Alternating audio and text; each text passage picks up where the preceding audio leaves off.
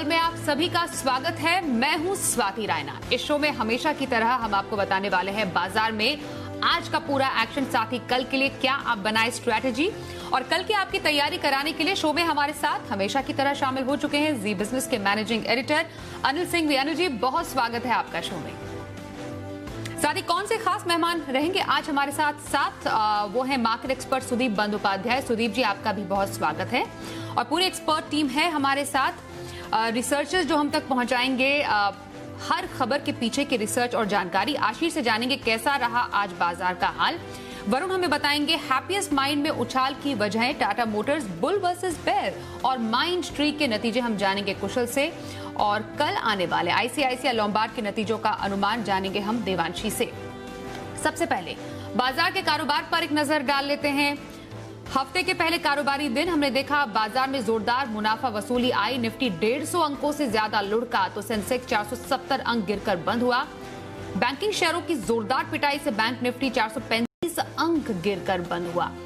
और एफआईआईज और डीआईआईज का डेटा क्या कहता है उस पर भी एक नजर डालें तो कैश मार्केट में एफआईआईज ने 651 करोड़ रुपए की आज खरीदारी की है। वहीं डीआईआईज यानी घरेलू संस्थागत निवेशकों ने करीब 43 करोड़ रुपए की आज कैश मार्केट में बिकवाली की।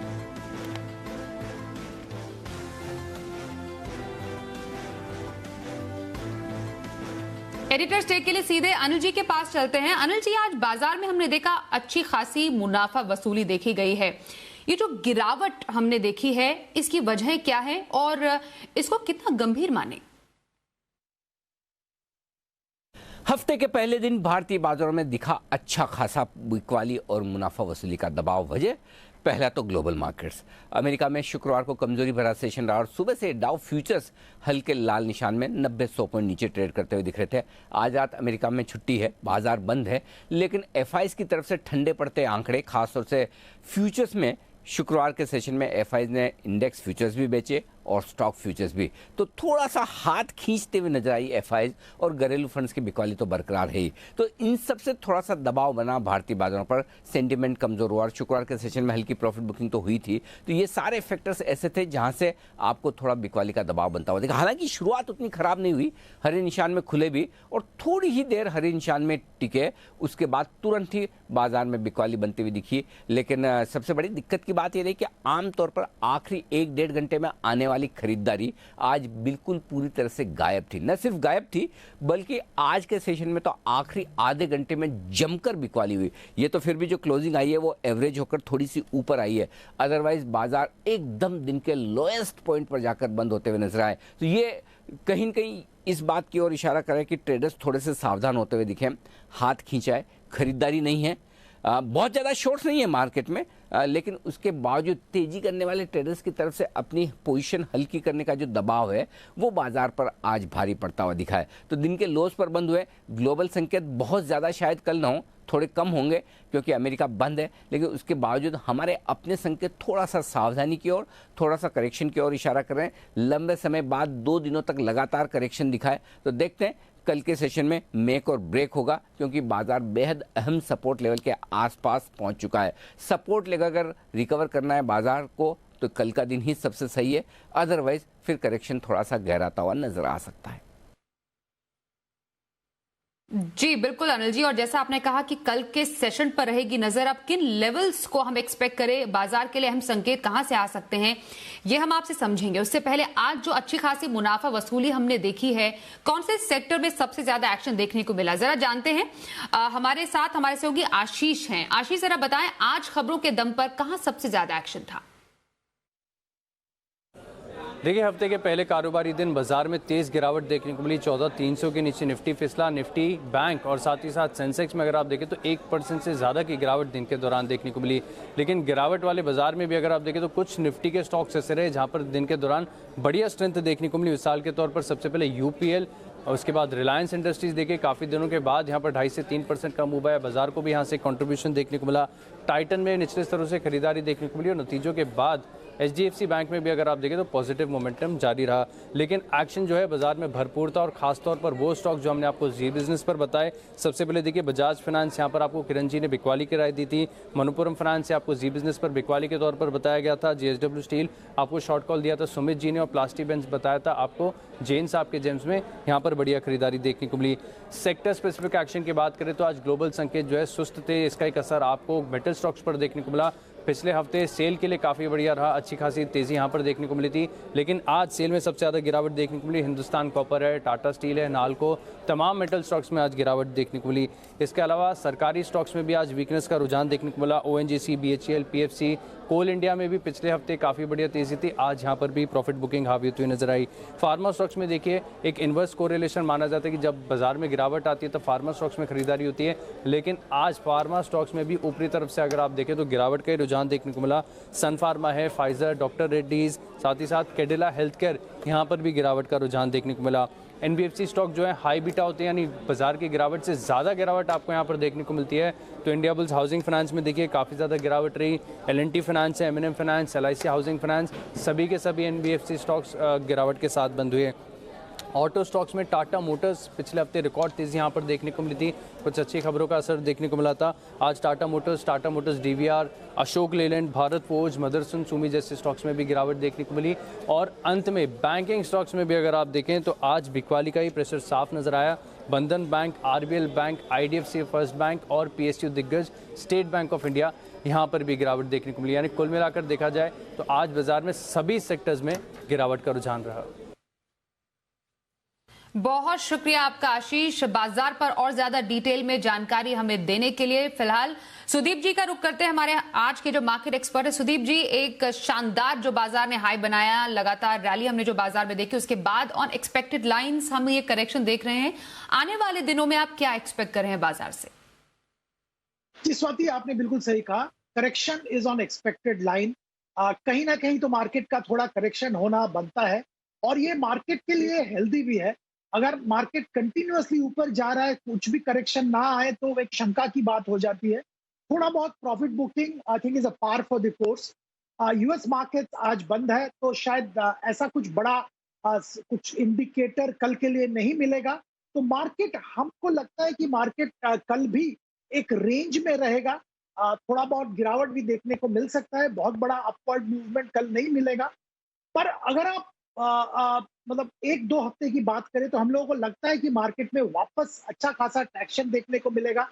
यूएस में न्यू प्रेसिडेंट ओथ लेंगे 20 तारीख को, बुधवार को, और उन्होंने 1.9 ट्रिलियन का जो पैकेज अनाउंस किया है। दिक्कतें हैं उतना पैकेज अप्रूव होने में, पर लगभग जो एक्सपर्ट्स का मानना है करीब 1.1 से 1.3 ट्रिलियन तक पैकेज अप्रूव होगा। और ये जो बहुत बड़ा रकम है और ये रकम मार्केट में जरूर आएगा। और जब इतना लिक्विडिटी मार्केट में आएगा तो इंडिया जैसे इमर्जिंग मार्केट में जरूर इसका फायदा मिलेगा। तो निवेशक के लिए मैं यही कह सकता हूं कि आने वाले दिनों में मार्केट पे भरोसा रखिए। मार्केट में और बहुत लिक्विडिटी आने वाला है और मार्केट के लेवल्स भी नए लेवल देखने को मिलेंगे, पर थोड़ा इंतजार करना पड़ेगा।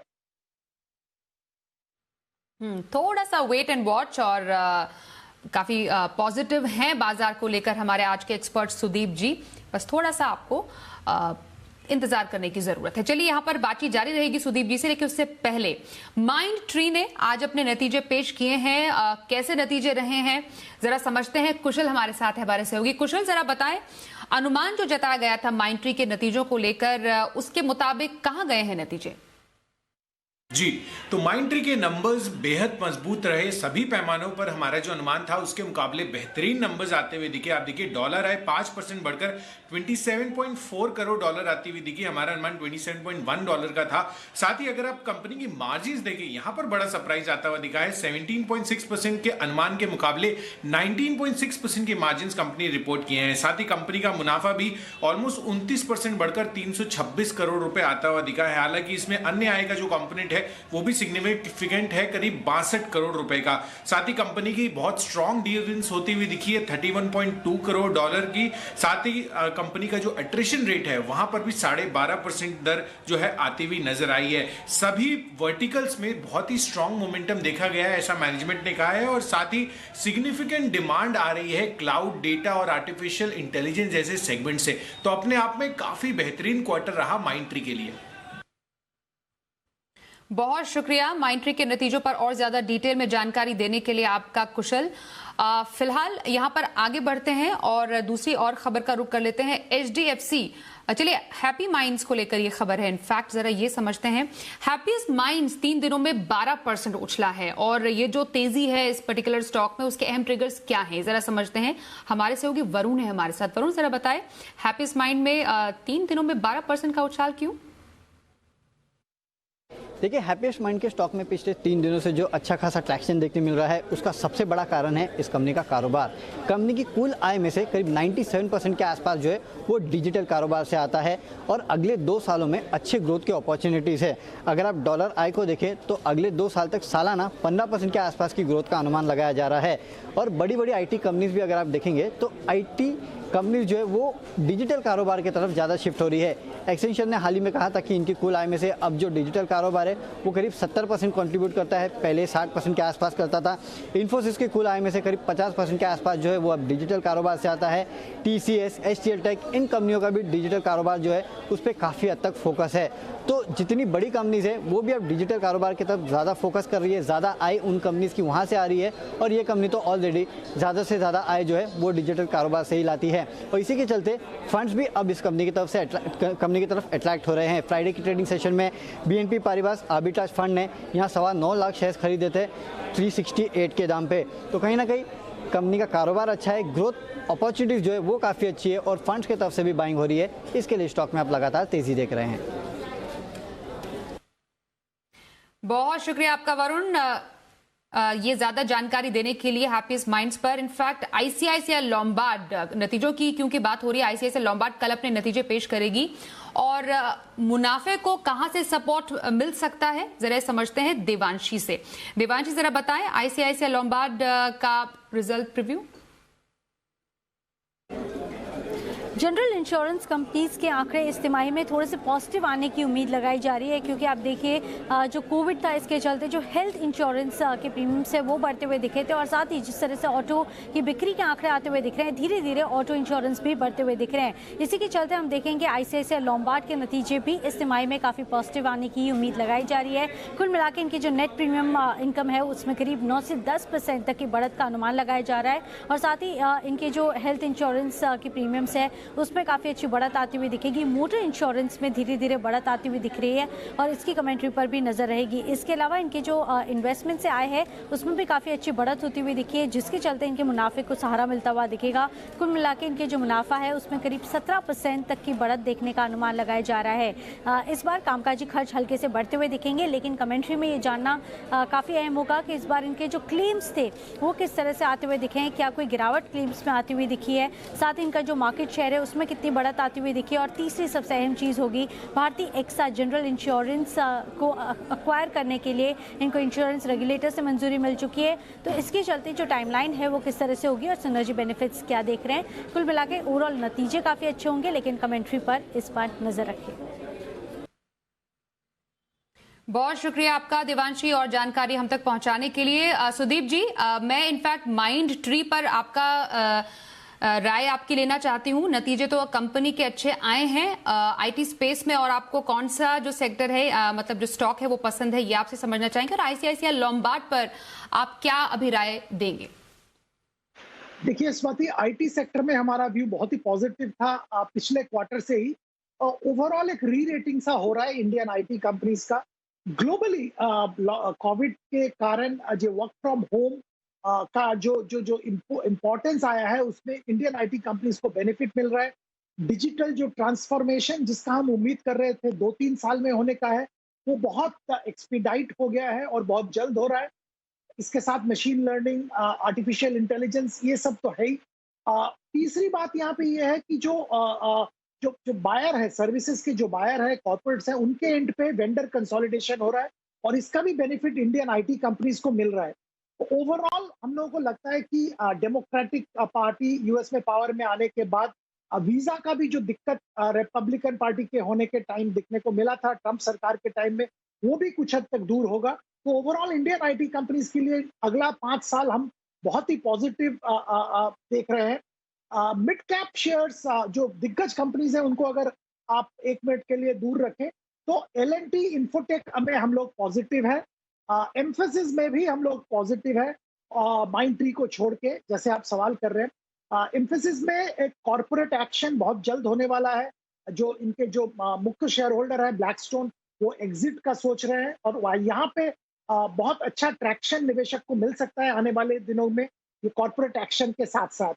और जैसे हमने जिक्र किया, L&T इन्फोटेक का परफॉर्मेंस कंटिन्यूअसली इंप्रूव हो रहा है और वहां पे भी निवेशक ध्यान दे सकते हैं। ओवरऑल आईटी स्पेस में हम लोग पॉजिटिव है। इंश्योरेंस की बात आपने की, जनरल इंश्योरेंस स्पेसिफिकली, जैसे देवांशी ने अभी जिक्र किया था, कोविड के चलते जनरल इंश्योरेंस का इम्पोर्टेंस लोगों के लिए और भी बढ़ गया है और इंश्योरेंस का ओवरऑल बिजनेस कामकाज बढ़ने की उम्मीद है और वो साफ ग्राउंड पे दिख रहा है। लाइफ इंश्योरेंस, जनरल इंश्योरेंस दोनों में ये बेनिफिट देखने को मिलेगा। आईसीआईसीआई प्रू की स्पेसिफिकली अगर बात करें तो हम लोग इस पे पॉजिटिव है। हम लोगों को लगता है कि अमॉन्ग्स्ट दी जनरल इंश्योरेंस कंपनीज जो लिस्टेड है, आईसीआईसीआई प्रू में जरूर निवेशक को खरीदारी करनी चाहिए। करंट लेवल पे भी खरीदारी की जा सकती है एक साल का नजरिया से। जी सुदीप जी, ये तो आपकी राय हुई माइंड ट्री पर और साथ ही आईसीआईसीआई लोम्बार्ड पर स्पेसिफिकली। आइए अब देखते हैं शो में शर्मा जी के ऑप्शन।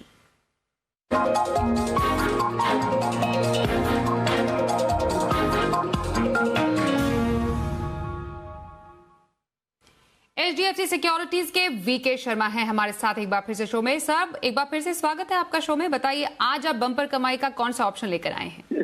जी नमस्ते स्वाति जी, आपके और इस सेगमेंट के सभी दर्शकों को। मैं समझता हूँ कि ये समय अपना कैपिटल बचाने का है। कमाई हो या न हो, कैपिटल जरूर बचाए रहना चाहिए, जिससे कि जब कभी भी मौसम आपके अनुरूप हो स्टॉक मार्केट का, आप पैसा कमा सकें। तो ये निहायत है।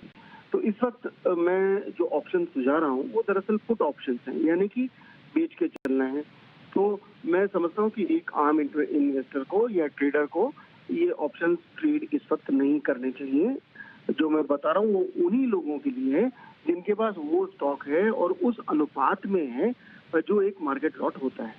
तो L&T फाइनेंस थोड़ा कमजोर लग रहा है, तो 1900 ये जनवरी का आप 95 रुपए का पुट ले सकते हैं, 4 रुपये 15 पैसे पे। स्टॉप लॉस रखें 3 रुपए का, टारगेट रहेगा 6 रुपए अगर आप ट्रेड करना चाहते हैं। अगर आप प्रोटेक्शन नहीं करना चाहते हैं तो पुट खरीद के आप चुपचाप बैठ सकते हैं। कोटक बैंक भी एक थोड़ा सा लग रहा है यहाँ पे नीचे जाने की फिराक में है, तो यहाँ पे भी जनवरी की 1840 की पुट खरीदी जा सकती है 48 रुपए में। 36 रुपए का स्टॉप लॉस रहेगा, टारगेट रहेगा इसका 95 रुपए।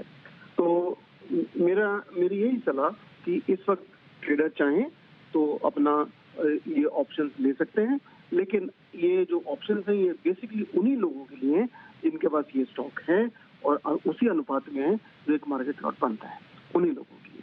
नमस्ते, जय हिंद।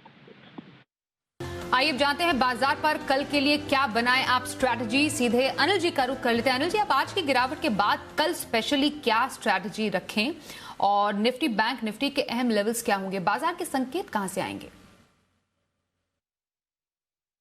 जहां तक कल के बाजारों का सवाल है, 14,150 14,225 ये है आखिरी सपोर्ट जोन निफ्टी के लिए, जिस पर आपको फोकस करना है। अगर इस रेंज के नीचे निकलकर ट्रेड करे और बंद होता दिखे तो फिर बाजार में रिस्क है 300-400 पॉइंट की और खुल जाती है, वो देखना होगा। जहां तक बैंक निफ्टी का सवाल है, 31,700-725 के आसपास आखिरी सपोर्ट है, उसके नजदीक पहुंचे। अब 31,500 31,550 पर नजर रखिए। इसके टूटने के बाद बैंक निफ्टी में भी कमजोरी के संकेत और बढ़ते हुए नजर आएंगे और तकनीकी तौर पर निफ्टी और बैंक निफ्टी दोनों ही इन लेवल्स के नीचे कमजोर होते हुए दिखेंगे। रिकवरी में बहुत ज्यादा तेजी की उम्मीद नहीं है, लेकिन हाँ एक बात कह सकते हैं कि 14,475 14,500 के आसपास अच्छी खासी सप्लाई है, वो यहाँ से काफ़ी दूर भी नज़र आता है, तो वो लेवल आपके लिए ऊपरी तरफ बड़ा इंपॉर्टेंट होगा। उससे पहले आपके लिए अब 14,400 पार करना भी थोड़ा मुश्किल हो सकता है, तो 14,400 से 14,500 एक बार ये आप ये रेंज मानकर चल सकते हैं ऊपरी लेवल्स पर। बैंक निफ्टी का जहाँ तक सवाल है, 32,300 से 32,500 ये वो ऊपर की रेंज है जिसके पार निकलने में बैंक निफ्टी को बड़ी दिक्कत आ सकती है। तो ओवरऑल बाजारों में FIs की बिकवाली, थोड़ा सा प्रॉफिट बुकिंग, ग्लोबल मार्केट्स की हल्की कमजोरी, ये सारे संकेत हैं। एक अच्छी बात यही है कि बाजार हल्के हो चुके हैं, पुट कॉल रेशियो बेहद कंफर्टेबल है, कुछ हद तक ओवरसोल्ड है, तो हो सकता है आपको निचले स्तरों से थोड़ी रिकवरी मिले और उस रिकवरी में आप अपनी तेजी की पोजीशन फिर से हल्का करने के बारे में सोच सकते हैं। बहुत शुक्रिया अनिल जी कल के लिए स्ट्रैटेजी बताने के लिए। आइए अब जानते हैं कल का ऑप्शन।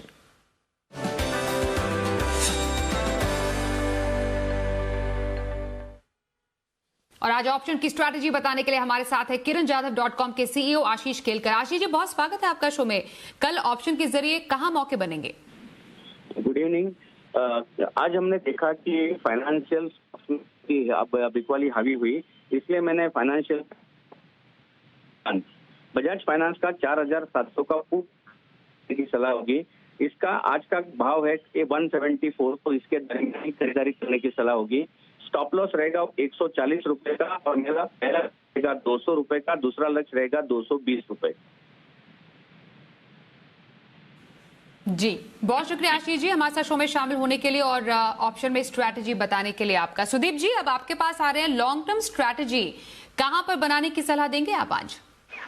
जी, जो रिस्क अवर्स निवेशक है उनके लिए मेरी सलाह ये होगी, पावर सेक्टर में दिग्गज कंपनी है एनटीपीसी, यहाँ पे ध्यान दिया जा सकता है और करंट लेवल पे यहाँ पे खरीदारी करे। 130 रुपया का टारगेट रखे 1 साल के लिए।